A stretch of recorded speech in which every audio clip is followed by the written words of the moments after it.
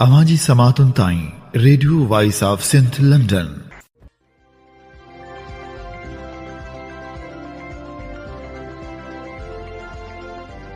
अमी ॿुधी रहिया आहियो radio voice of Sindh London. अवां जी ख़िदमत में प्रोग्राम पेश करियूं था ख़बरुनि जी दुनिया। 25 अगस्त 2025 सूमर जे ॾींहुं प्रोग्राम ख़बरुनि जी दुनिया साण करे आऊं अवां जो मेज़बान वहीद मुस्तफ़ा। सभ खां पहिरियां पेश करियूं था ख़ासि ख़बरूं। सिंध में नवनि सूबनि जे मुहिम दहशतगर्दी करार कराची खे सिंध खां धार करण जी साज़िश मथां आर्टिकल 6 तहत कार्रवाई जो मुतालबो। अवामी तहरीक तरफ़ां केनालनि ऐं कारपोरेट फार्मिंग ख़िलाफ़ एहतजाजी मुज़ाहिरा। जबरी गुमशुदनि ख़िलाफ़ कराची प्रेस क्लब अॻियां एहतजाज। जसकम बशीर ख़ान पारां कारपोरेट फार्मिंग ऐं केनालनि ख़िलाफ़ 29 अगस्त ते DC बदीन ऑफिस अॻियां धरणे जो ऐलान। सिंध में वधंदड़ बदअमनी मंशियात जो आज़ार ख़िलाफ़ मुज़ाहिरा। हाणे पेश करियूं था तफ़सीली ख़बरूं। सिंध में नवनि सूबनि जी मुहिम दहशतगर्दी करार कराची खे सिंध खां धार करण जी साज़िश कंदड़ मथां आर्टिकल 6 तहत कार्रवाई जो मुतालबो। अवामी तहरीक तरफ़ां कारपोरेट फार्मिंग, नवनि केनालनि ऐं डैमनि वसीलनि जी फुलट, धाड़ेल राज ऐं सिंध जी वहदत ते वार ख़िलाफ़ घारो, पनवाकिल, टंडो आदम, टंडो मोहम्मद ख़ान, वाई पांदी समेत मुख़्तलिफ़ शहरनि में एहतजाजी मुज़ाहिरा। कसूर में बाबा बुल्ले शाह जे उर्स में अवामी तहरीक वफ़द जी शिरकत। अवामी तहरीक के मरकज़ी सदर एडवोकेट वसंत थरी, सीनियर नायब सदर नूर अहमद कात्यार, नूर नबी पलीजो, अवामी तहरीक ज़िले ठट्टे जे सदर रज़ाक चांडियो, सिंधियाणी तहरीक जी मरकज़ी अॻवान सलमा लाशारी, सिंधु मज़दूर तहरीक जे ऑर्गेनाइज़र ग़ुलाम कादर गंदरो, मिठा ख़ान लाशारी, बिलाल लाशारी ऐं ॿियनि जी अॻवानी में घारो शहर में घारो गोलाई खां मेन बस स्टॉप ताईं एहतजाजी रैली कढे क़ौमी शाहराह ते धरणो हयो वियो। धरणे खे अवामी तहरीक जे मरकज़ी सदर वसंत थरी ख़िताब कंदे चयो त सिंध में नओं सूबो ठाहिण जी मुहिम दहशतगर्दी आहे। सिंधी क़ौम पंहिंजे तारीख़ी वतन सिंध खे टोड़ण वारी ॻाल्हि बर्दाश्त न कंदी। सिंध खे टोड़ण जी साज़िश कंदड़ ख़िलाफ़ आइन जे आर्टिकल 6 तहत कार्रवाई कई वञे। हुन चयो त सिंध दरिया जे पाणी रोके तिमिर जा ॿेला ख़तमु कया विया आहिनि, जंहिं करे मुल्क में माहौलियाती तबाही आई हुई आहे। हुकूमत तिमिर जे ॿेलनि जी बहाली ऐं धाड़ेल वाह, केनाल ऐं डैम ख़तमु करण लाइ संजीदगी इख़्तियार करे मुल्क जा हुक्मरान माहौल दोस्त मनसूबा आणण बदिरां नवां डैम ऐं केनाल ठाहे माहौल दुश्मन मनसूबनि खे हथी ॾेई रहिया आहिनि। वसंत थरी चयो त पंजाब जे हुक्मराननि डैम ऐं केनाल ठाहे सिंध जो पाणी बंदि कयो, जंहिं करे सिंध जे सामूंडी पट्टी जी लखें एकड़ ज़रख़ेज़ ज़मीन समुंड ॻी वियो आहे। समुंड में आयल ज़मीन जे मालिकनि खे मुआवज़ो ॾिनो वञे। पंजाब जे हुक्मराननि तरफ़ां सिंध जो पाणी चोरी करण सबबि सिंध खे नुक़सान जो अज़ालो कयो वई। पंजाब जा धाड़ेल वाह ऐं केनाल फौरी तौरु ख़तमु कया वञनि। हुन चयो त सिंध जे हुक्मराननि कुर्सी ख़ातिर सिंध जो सौदो कयो आहे। सिंध जी लखें एकड़ ज़मीन कारपोरेट फार्मिंग कंपनी खे ॾिनी वई आहे, जंहिंजो फ़ैसिलो सदारती हाउस में थियो। सिंध जे माण्हुनि खां हिकु तरफ़ो सिंधु दरिया खसियो पियो वञे त ॿिए तरफ़ ज़मीनूं खसे पंहिंजे ई वतन में बेवतन करण जी साज़िश कई वई आहे। अवामी तहरीक जे मरकज़ी सीनियर नायब सदर नूर अहमद कात्यार चयो त पीपल्स पार्टी करप्शन सिंध जे शहरनि खे गटर नाला बणाए छॾियो आहे। बरसातनि दौरान हुकूमती करप्शन ज़ाहिर थी पई आहे। हुन चयो त ठट्टे जे कोहिस्तान, कींजर, हाली जी बम्बोर जी लखें एकड़ ज़मीन जे कब्ज़ा कया पिया वञनि। ठट्टे में नवां अरगूण ऐं तुरखान हुक्मरान करे विहारिया विया आहिनि, जेके कब्ज़नि ऐं मंशियात ऐं करप्शन में मुलविस आहिनि। ज़ेबेस्ट यूनिवर्सिटी नाले में 6000 एकड़नि खां वधीक ज़मीन अलाट कई वई आहे, जंहिंमें समें माण्हुनि जा ॻोठ, क़ब्रस्तान, इबादतगाहूं ऐं गुज़र सफ़र जा वसीला शामिल आहिनि। हुन चयो त दरिया में कोटड़ी खां हेठि पाणी न अचण सबबि ठट्टे, सिजावल ऐं बदीन ज़िलनि जी लखें एकड़ ज़मीन समुंड खाई वियो आहे। MND बरसातुनि दौरान अवाम खे न रेस्क्यू कयो वियो, न ई रिलीफ ॾिनो वियो। NDMA वारा त अवाम खे आगाही ॾियण में नाकाम थिया। NMDMA नायल ज़ाहिर थी पिया आहिनि। सिंधियाणी तहरीक मरकज़ी अॻवान सलमा लाशारी चयो त कारपोरेट फार्मिंग नाले में कब्ज़ागिरी बंदि कई वञे। सिंध जूं ज़मीनूं कारपोरेट फार्मिंग कंपनी बदिरां मक़ामी हारियुनि खे ॾिनियूं वञनि। अवामी तहरीक ज़िले ठट्टे जे सदर रज़ाक चांडियो चयो त सिंध में मंशियात खे आम करे सिंधी क़ौम खे ग़ुलाम बणाइण जी साज़िश कई वई आहे। मंशात फ़रोशनि खे हुकूमती सरपरस्ती हासिलु आहे। सिंधी मज़दूर तहरीक मर्कज़ी ऑर्गेनाइज़र ख़ालिद गंदूरो चयो त घारे जे फैक्ट्रियुनि में मक़ामी मज़दूरनि खे रोज़गार नथो मिले। सिंध में धारनि खे क़ाबिज़ करण लाइ सिंध जी फैक्ट्रियुनि में 12 माण्हुनि खे भर्ती कयो पियो वञे। सिंध तरक़ी पसंद पार्टी जे सरबराह डॉक्टर कादिर मक्सी अमेरिका जे शहर ह्यूस्टन रवानो थियो, जिते हू Sindhi association of North America साना जे सालियानी कॉन्फ्रेंस में शिरकत करे सिंध खे दरपेश क़ौमी समाजी ऐं सियासी मसइलनि ते ख़िताब कंदो।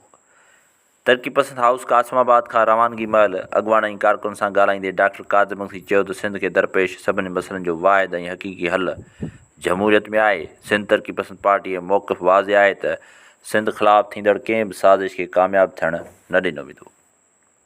डॉक्टर कादिर मक्सी चयो त सिंध जी वहदत ऐं सरहदनि ख़िलाफ़ इंतिज़ामी ऐं नस्ली बुनियादुनि ते नयूं रथाऊं तयारु कयूं पियूं वञनि, पर सिंधी अवाम अहिड़े कंहिं बि मनसूबे खे कंहिं बि सूरत में क़बूल न कंदो। हुन वाज़े कयो त जेको बि सिंध जी सरहदनि सां छेड़छाड़ करण जी कोशिशि कंदो उनखे सख़्तु जवाबु ॾिनो वेंदो। SDP सरबराह चयो त गुज़िरियल 17 सालनि खां सिंध ते मढ़ियल पीपल्स पार्टी जी हुकूमत सिंध जे वसीलनि खे तीन वाल कयो आहे। करप्शन ऐं नाअहली सबबि सूबनि जा सभई शोबा तबाह थी चुका आहिनि। हुन चयो त हाणे सिंध जी अवाम खे जाॻणो पवंदो ऐं पंहिंजे वोट जी ताक़त सां तब्दीली आणे अहिड़ी सियासी क़ुवतुनि खे अॻिते आणणो पवंदो जेका वाक़ई सिंध जे हक़नि ऐं वसीलनि की हिफ़ाज़त करे सघे।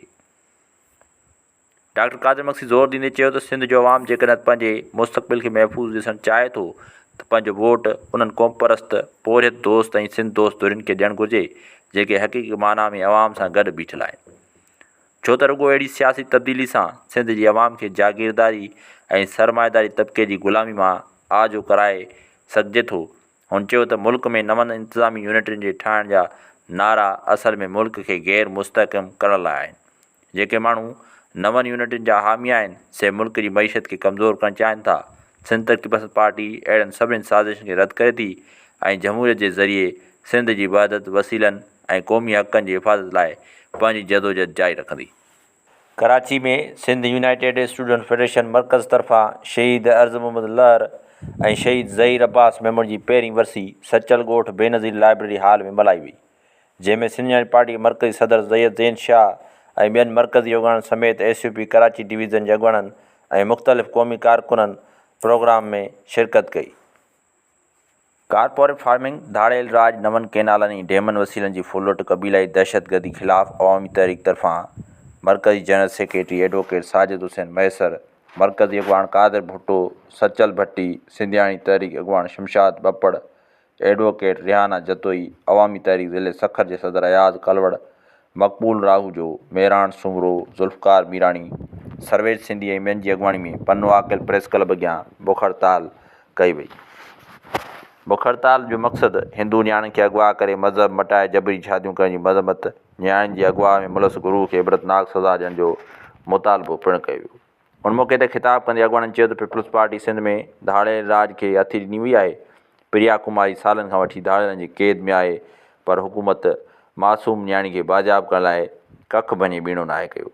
अॻवाननि चयो त सिंध जी ज़मीननि ऐं वसीलनि ते कब्ज़ा करण लाइ सिंध में धाड़ेल राज, क़बीलाई दहशतगर्दी, मंशात फिरोशी जहिड़नि ॾोहनि खे हथी ॾिनी वई आहे। अवाम जी जान ऐं माल जी ज़िम्मेवारी आइनी तौरु हुकूमत जी आहे, पर हुकूमत अवाम बदिरां धाड़ेलनि ऐं दहशतगर्दनि जो तहफ़ुज़ करे रही आहे। MQM जे दहशतगर्दनि ज़रिए सिंध जी वहदत ते हमिलो कयो पियो वञे। सिंधी क़ौम सिंध जे वजूद बका लाइ भरपूर जदोजहद कंदी। सिंध जी धरती ऐं सिंधु दरिया ते कब्ज़ो बर्दाश्त न कबो। तेल ऐं गैस समेत सिंध जा वसीला अमेरिका हवाले करण जी साज़िश कई पई वञे, पर सिंधी क़ौम अहिड़ी साज़िश खे कंहिं बि सूरत में क़बूल न कंदी। सिंध जे वसीलनि जो वारिस सिंधी अवाम आहे, उन करे वफ़ाक़ी सरकार खे सिंध जा वसीला विकिरो करण जो को बि इख्तियार न आहे। क़ौमी रागी बीजल सिंधी जी पहिरीं वरसी तक़रीब क़ौमी रागी बीजल सिंधी जी यादि में टंडो मोहम्मद ख़ान वरसी तक़रीब जो शानदार प्रोग्राम मुनक़द थियो, जंहिंमें जसकम शहीद बशीर ख़ान जा मरकज़ी ज़िले ऐं इलाइक़े साथी वॾे तइदाद में शरीक थिया। प्रोग्राम में शिरकत कंदड़ डॉक्टर नियाज़ कालाणी, मोहतरम पुनल सारियो, लियाकत मल्ला, गुलशेर कोलाची, जावेद आलू पोटरो, सलीम आलू पोटरो, साथी मल्ला, गुलाम रसूल उनड़, रमज़ान बागराणी, टंडे गुलाम हैदर चीफ ऑर्गेनाइज़र, पीर बख्श बागराणी, अमीर बख्श सुमरो, फैज़ान हाली पोटरो, सिंधी सूफ़ी शाहजहान हैदर, मल्लाह सलीम परिहार ऐं क़ौमी कारकुननि शिरकत कई। तक़रीब में क़ौमी फ़िक्र सक़ाफ़त ऐं सिंधी राह खे ज़िंदा रखण लाइ ख़ूबसूरत यादगार बणिजी वई। बीजल सिंधी जहिड़ा क़ौमी फ़नकार सिंध जे सुर सुरूर ऐं सुञाणप आहिनि जिन खे हमेशह यादि रखियो वेंदो। फरीदाबाद में दामरा आवाज़ जे पुछड़ी जे माडो शाख में पाणी हथराडू खोड़ ख़िलाफ़ यूथ पार्लियामेंट पारां एहतजाजी मुज़ाहिरो कयो वियो। माडो शाख जी खाटी थी न सघी, पाणी जी हथराडू खोड़ करे आबादगारनि ऐं हारियुनि जो मुआशी क़तलाम कयो पियो वञे। आबपाशी खाते जे आफ़ीसरनि जी नाअहली करे सारियूं पोखिजी न आहिनि सघियूं। माडो शाख जे आबादगारनि ऐं यूथ पार्लियामेंट जे अॻुवाणनि प्यार अली चांडियो, हामिद चांडियो, शाहनवाज़ चांडियो, मंठार अली चांडियो, गुलज़ार चांडियो, वाहिद बख़्श चांडियो, गुलशेर कोलाची जी अॻुवाणी में एहतजाजी मुज़ाहिरो करे धरणो हंयो वियो। हुननि चयो त दामरा आबाज़ जे पुछड़ी जे माडो शाख ते पाणी जी हथरादू खोट कई पई वञे, फौरी तौर ते इंतिज़ामिया तहरीक वठी इंसाफ़ कयो वञे।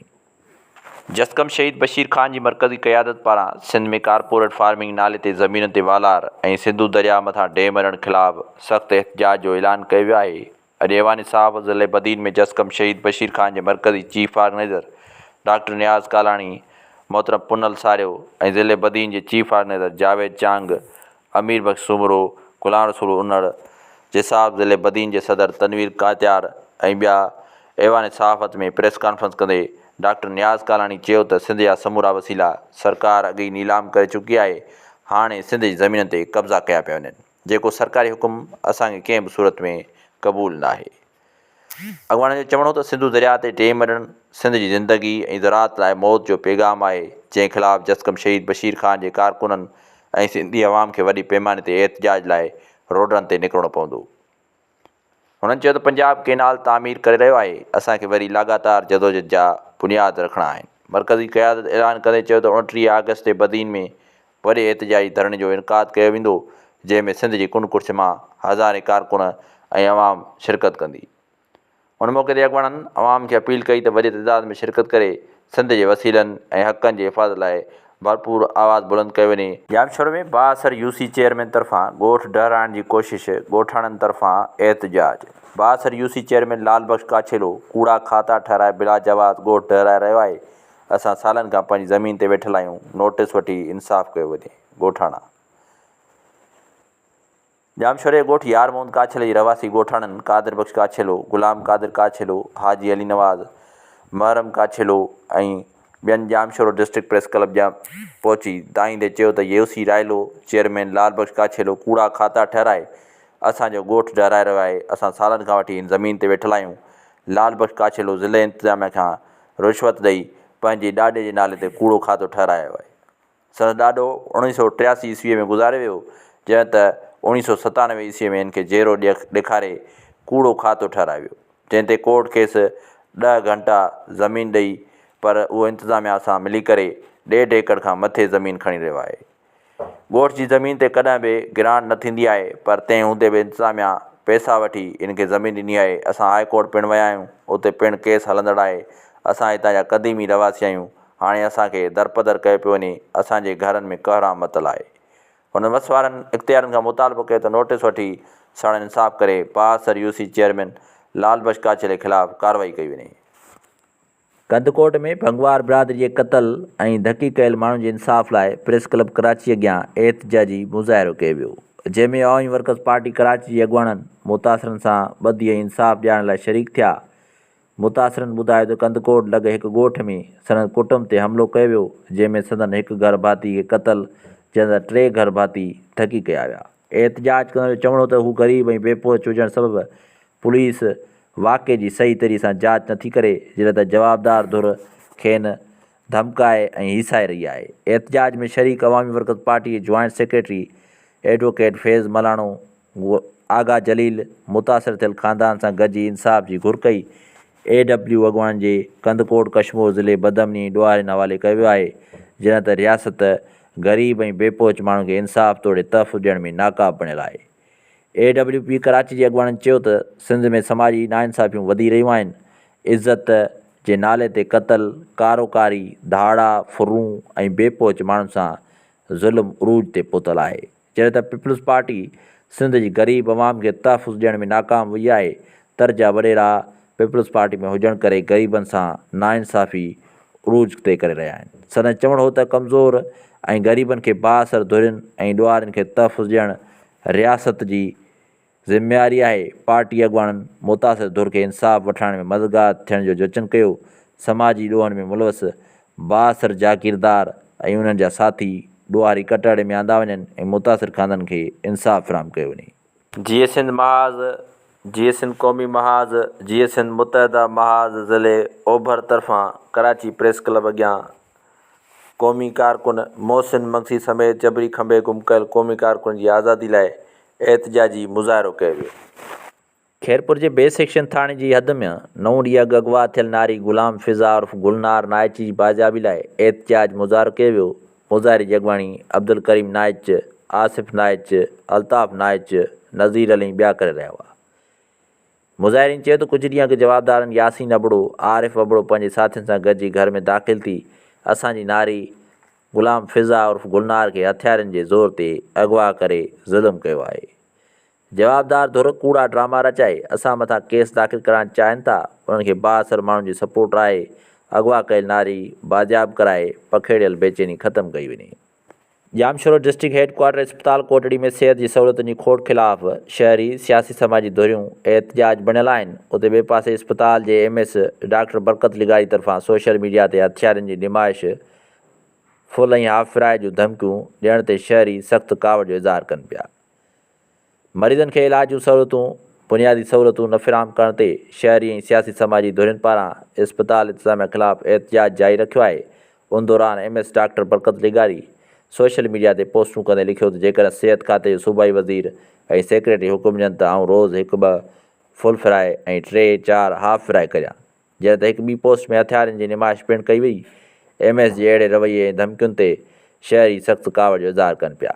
शहरियुनि जो चवणु आहे त हिकु पासे इस्पताल में इलाज लाइ आयल मरीज़नि खे तकलीफ़ुनि जो शिकार थियणो पए थो ऐं खेनि दवाऊं, डॉक्टर, इलाज जूं सहूलियतूं न मिलंदियूं। ॿिए पासे इस्पताल जो MS पंहिंजे उहिदे जे बजाए माण्हुनि खे सोशल मीडिया ते धमकियूं ॾेई रहियो आहे, जेको क़ाबिल मज़म्मत अमल आहे। शहरियुनि सूबाई सिहत खाते जे वज़ीर आला ऐं इख़्तियारनि खां मुतालबो कयो त डॉक्टर बरकत लिगारी ख़िलाफ़ फ़ौरी तौर ते क़ानूनी एक्शन खंयो वञे ऐं इस्पताल में सहूलियतूं फ़राहम कयूं वञनि। क़ौमी शहरा अलॻि निजी कंपनी क़ासिम डेनिम जे इंतिज़ामिया ऐं ठेकेदार राजा तुनियो पारां पोरियतनि खे लेबर ला तहत पघारूं ऐं बुनियादी सहूलियतूं न ॾियण ख़िलाफ़ पोरियतनि तरफ़ां अब्दुल्ला ॻोठ खां रज़ाकाबाद अवामी प्रेस क्लब मलीर ताईं एहतिजाजी पैदल मार्च कयो वियो। एहतिजाज में पोरियतनि आदिल मुश्ताक आराई, असगर खोसो, इरफान लाशारी, साबिर बुलेदी, जुम्मन लाशारी जी अॻुवाणी में मज़दूरनि शिरकत कई। पोरियतनि जे हथनि में बैनर ऐं प्ले कार्ड हुआ जिन ते लेबर हक़नि बाबति नारा लिखियल हुया। मुज़ाहिरे दौरान शिरकत कंदड़ मज़दूरनि सख़्तु नारेबाज़ी कई ऐं मुतालबो कयो त पोरियतनि दुश्मन ठेकेदार राजा तुनियो ख़िलाफ़ फ़ौरी क़ानूनी कार्रवाई कई वञे ऐं खेसि फैक्ट्री मां हटायो वञे। उन मौक़े ते अॻुवाणनि जो चवणो त सिंध हुकूमत तरफ़ां ऐलानियल घटि में घटि 40,000 रुपयनि जी पघार तोड़े पोरियतनि लाइ रहाइशी इलाज ऐं ॿियूं बुनियादी सहूलियतूं नथियूं ॾिनियूं वञनि, जंहिं सबबु पोरियतनि जी ज़िंदगी सख़्तु अज़ाब में थी वई आहे। पोरियतनि चयो त जेकॾहिं संदनि जाइज़ मुतालबा तस्लीम न कया विया त एहतिजाज जो दाइरो वसी कयो वेंदो। सकरण मां राजकुमार ओड जी रिपोर्ट मुताबिक़ अवामी ओड इत्तेहाद जे चेयरमैन शेरल फ़कीर ओड जी अॻुवाणी में ओड बिरादरी जो इजलास थी गुज़रियो, जंहिंमें बालम राय ओड, इम्तियाज़ ओड, राणूमल, नदीम ओड, सिकंदर ओड, पप्पू ओड, जुम्मन ओड समेत ओड बिरादरी जे वॾे अंग में शिरकत कई। उन मौक़े ते अवामी ओड इत्तेहाद जे चेयरमैन शेरल फ़कीर ओड ख़िताब कंदे चयो त असांजी कोशिशि आहे ओड बिरादरी खे हिकु प्लेटफॉर्म ते आणे बिरादरी अंदरि इख़्तिलाफ़ ख़तमु कराए बिरादरी जा मसइला हल कराए सघूं। उहो तॾहिं मुमकिन थींदो जॾहिं असां में ॿधी ऐं एको हूंदो। मरकज़ी वाइस चेयरमैन इम्तियाज़ ओड चयो त असांजी बिरादरी में शऊर आहे, असांजो नौजवान पढ़ियल लिखियल आहे, पर असांखे नौकिरियुनि जी कोटा नथी मिले। सिंध अंदरि तरक़ियाती स्कीमुनि में असांजी बिरादरी खे नज़रअंदाज़ कयो पियो वञे। असांजी कोशिशि आहे त अवामी ओड इत्तेहाद जे प्लेटफॉर्म तां बिरादरी खे हक़ वठी ॾियूं। सूबाई सदर बालिम ओड ख़िताब कंदे चयो त हीउ इत्तेहाद गैर सियासी आहे। हिन इत्तेहाद जो मक़सदु बिरादरी में शऊर आणणु आहे। असां ओड बिरादरी जे नियाणियुनि ऐं नौजवाननि खे तालीम ॾियारियूं ऐं उन्हनि जा मसइला हल करियूं। सिंध अंदरि अक़लियती बिरादरी जा मक़ाम न हुजण करे दफ़नाइण जो मसइलो थी रहियो आहे। उन करे हुकूमत असांखे ज़मीन ॾिए त जीअं अक़लियती बिरादरी मां बेचैनी ख़त्म थी। इजलास में बिरादरी नेक मर्दन पप्पू ओड, गुलशेर ओड, हशमत ओड ऐं ॿियनि अवामी ओड इताद में शामिल थियण जो ऐलान कयो। उन मौक़े ते जश्न आज़ादी जो ॾियारो भरपूर नमूने सां मल्हाइण जो फ़ैसिलो कयो वियो। आख़िर में करारदाद मंज़ूर कई वई त नौकिरियुनि ते 5% कोटा ते अमल करायो वञे ऐं अक़लियती बिरादरी खे पूरी सिंध अंदरि मक़ाम ॾिना वञनि। ओड बिरादरी सां थींदड़ नाइंसाफ़ियुनि जो अज़ालो कयो वञे। कासमाबाद अवामी इतिहाद पारां कासमाबाद में पीअण जी पाणी खोट, बरसाति जे पाणी निकाल ऐं वासा जे नाइंसाफ़ियुनि ख़िलाफ़ एहतजाज कयो वियो। उनमें सिंध न्याय पार्टी जो वफ़द, हैदराबाद ज़िले जे चीफ ऑर्गेनाइज़र रसूल बख्श लिगारी, वॾेरो इनायत अली थेबो ऐं चूंडियल काउंसलर समीउल्लाह चांडियो शरीक थिया। क़ौमी अवामी तहरीक जो सरबराह अयाज़ती पलीजो 30 ऐं 31 अगस्त ते अमेरिका में थींदड़ साना कन्वेंशन में महिमान ख़ासि तौरु शिरकत कंदो। अयाज़ती पलीअ चयो त सिंध हुकूमत हर ज़िले में कारपोरेट फार्मिंग नाले में हज़ारें एकड़ ज़मीन ॾेई छॾी आहे, उहा वापसि कई वञे। अयाज़ती पलीअ चयो त पीपल्स पार्टी सिंधी माण्हुनि खे पंहिंजो नौकर सम्झे थी। हिननि खे सिंध सां का बि मुहबत ऐं दिलचस्पी न आहे। हीअ सौदागर आहिनि। पीपल्स पार्टी खे सिर्फ़ु इक़्तिदार हासिल करण लाइ अवाम दोस्ती जा ख़ूबसूरत नारा हणी अवाम खे बेवकूफ़ बणाए इक़्तिदार हासिल करण खां पोइ अवाम खे बेयारो मददगार छॾे 5 साल गुम थी वेंदा आहिनि। अयाज़ती पलीअ चयो त पीपल्स पार्टी करप्ट अगूड़नि, वज़ीरनि ऐं मशीरनि ज़रदारी टोले 18 सालनि जे इक़्तिदारी दौर दौरान सिंध मां खरबें रुपया करप्शन ज़रिए लुटे दुनिया जे मुख़्तलिफ़ मुल्कनि ॾांहुं मुंतक़िल करे छॾिया आहिनि। पीपल्स पार्टी सिंध जा वसीला लुटे फुरे सिंध जे अवाम खे पेनू फ़क़ीर बणाए छॾियो आहे। अयाज़ती पलीअ चयो त पाकिस्तान में शामिल वहदतनि खे कॾहिं बि बराबरी वारा हक़ न मिलिया आहिनि। जमहूरियत ऐं अक्सरियत जी नाले में नंढनि सूबनि ख़ासि तौरु सिंध जो इस्तेसाल कयो वियो आहे। सिंध ऐं बलूचिस्तान सभ खां वधीक कमाई ॾींदड़ सूबो आहिनि, पर उते जी अवाम सभ खां बदहाल ज़िंदगी गुज़ारण ते मजबूर आहे।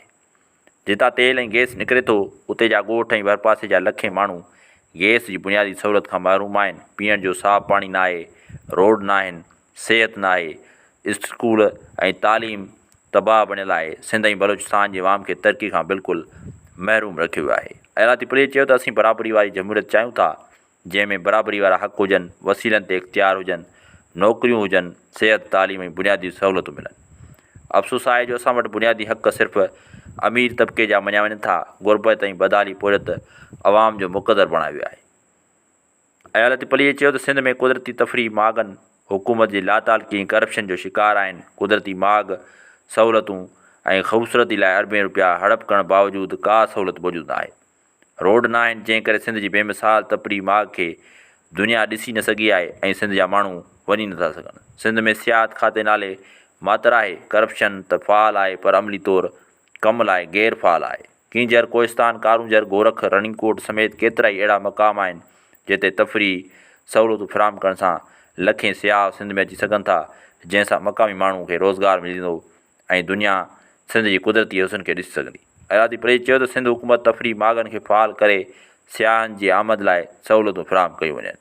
सिंधी अदबी संगत शाख सीता रोड जे हफ़्तेवार दस्तूरी गॾिजाणी शाख जे अॻूणे सेक्रेटरी मशहूर मेमून जी सदारत हेठि थी गुज़री, जंहिंजी कार्रवाई संगत जे सेक्रेटरी वसीम आकाश सीताई हलाई।